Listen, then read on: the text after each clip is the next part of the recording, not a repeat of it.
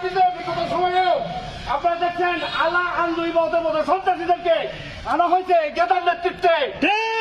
এইবারও ছবি সিকদার এবং আলামিনকে আনছে এই গেদা। আমরা গেদারা বাসি চাই, শাস্তি হোক।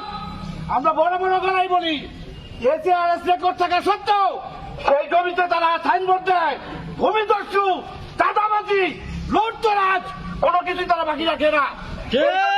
আপনাদের কাছে বিনীতভাবে অনুরোধ জানাচ্ছি, আপনারা প্রশাসনকে সম্পূর্ণভাবে সহযোগিতা করবেন। আর এই ঘটনার পরিপ্রেক্ষিতে যাতে অদূর ভবিষ্যতে এই রায় দক্ষিণের মাটিতে ধানবাই থেকে কোনো সন্ত্রাসী, কোনো ধরনের লোকজন রায় দক্ষিণের মাটিতে যেন পা রাখতে সাহস না পায়, সবাই একত্রিত হয়েছে ভূমিকা পালন করবেন। আমাদের আমরা যদি কোনো ভুল করি, আমাদের ময় মুরব্বীরা আছে, আমাদের অভিভাবকরা আছে, আমাদের মুরব্বীরা আছে, তারা সিদ্ধান্ত নেবে। কিন্তু একটা মানুষকে এইভাবে হত্যা করা আমরা কোনোদিনও মানতে পারবো না। যাই হোক, সম্মানিত বুঝছিলেন এটারাম, আমি যে আমার কথা যদি কোনো ধরনের বলতে হয়ে থাকে আপনারা ক্ষমা করে দেবেন। আর আমাদের কথা আমরা ন্যায়ভাবে আমরা এটা প্রতিবাদ জানাইতে চাই। ঠিক, ধন্যবাদ সবাইকে।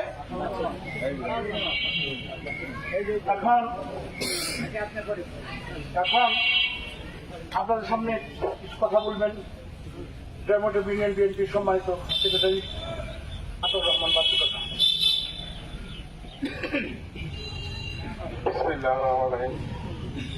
আজকের এই আমার একজন ভাই, উনি আমার একজন বিএনপি কর্মী, আমি তার আত্মার মাগফিরাত কামনা করি। আপনারা যারা এখানে আছেন, যারা এই সন্ত্রাসী কার্যক্রম পরিচালনা করেন এবং যারা করছেন, আশা রাখি কেন আপনারা কি রাজদক্ষিণ বাহিনীর মানুষ কম আছেন? আপনারা আমার মতো বাচ্চা থেকে ভয় পান কেন? আপনাদের কি সাহস নাই? একটা লোক ফাঁকে থেকে এসে আপনাদের মারবে আর আপনারা মার খাবেন কেন? খাবেন কোন দুঃখে খাবেন? আপনাদের কাছে আমার একটা রিকোয়েস্ট থাকবে, আমরা যারা বাইরে থেকে আপনাদের এলাকায় আসি, যদি ভবিষ্যতে আমরা এই ধরনের কার্যকলাপ পরিচালনা করি, আপনারা আমাদের মারবেন, আমরা মার খাইতে প্রস্তুত। আজগর আলী ভাইয়ের মতো একজন মানুষ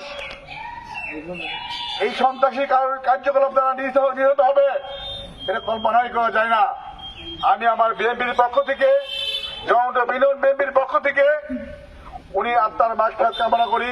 আল্লাহ যেন উনিকে ভেস্তে নসিব করেন, আল্লাহ যেন উনিকে সকল গুনাহ থেকে মাফ করে দেন।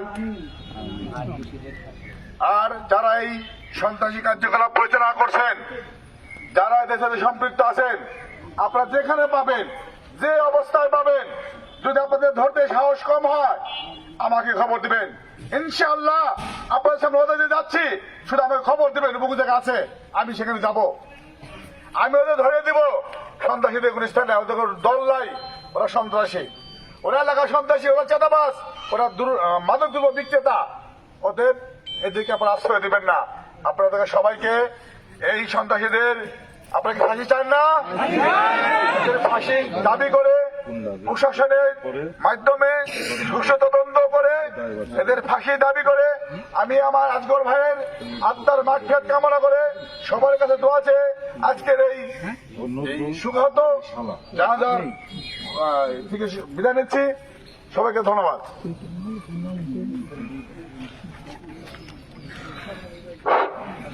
এখন আপনাদের সামনে মরহুম আজগর মামার শ্যালক মোহাম্মদ নজরুল ইসলাম, তার উদ্দেশ্যে আপনাদের সামনে কিছু কথা রাখবেন। আসসালামু আলাইকুম। আজকে যার লাশের সামনে আমরা দাঁড়িয়ে আছি, সে কিন্তু মরে নাই, সে হত্যাকাণ্ডের শিকার হয়েছে। কেন হয়েছে? তার পরিবারের সুরক্ষা নিশ্চিত করার জন্য,